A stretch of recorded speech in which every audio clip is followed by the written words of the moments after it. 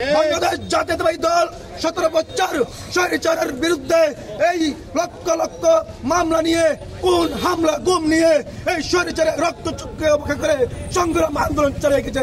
বাংলাদেশ জাতীয়তাবাদী দলের আগামীর বাংলাদেশ জননেতা তারেক রহমান শহীদ প্রেসিডেন্ট জিয়াউর রহমানকে নিয়ে বিভিন্ন ধরনের গুরুত্বমূলক বক্তব্য এবং কক্সবাজারের জনপ্রিয় নেতা এপিএস সালাউদ্দিন কাদের চৌধুরীকে নিয়ে গতকাল এই ডারবি নাসির এক কটূক্তি করে এই সালাউদ্দিন কাদেরের বিরুদ্ধে যে বক্তব্য দিয়েছে তার এই বক্তব্যকে সেই জাতির সম্মুখে এসে ক্ষমা চাওয়ার জন্য আমি বিনীতভাবে তাকে আহ্বান জানাচ্ছি। নইলে বাংলাদেশ জাতীয়তাবাদী ছাত্র দল যে কোনো সময় যে কোনো ধরনের কঠোর থেকে কঠোর আন্দোলনের ডাক দিতে পারে। সংগ্রামী সাথী ও বন্ধু, উদ্দেশ্যে একটি কথা বলতে চাই। বর্তমানে এই গুপ্ত রাজনৈতিক দল এই বুইপুর সংগঠন জুলাইকে বিক্রি করে বাংলাদেশ জাতীয়তাবাদী দলকে নিয়ে বিভিন্ন ধরনের কুরুক্তি করছে।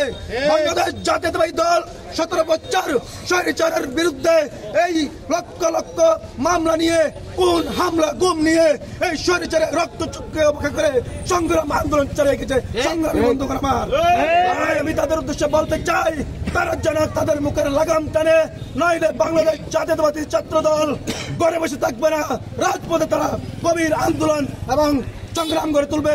এই আশাবাদ ব্যক্ত করে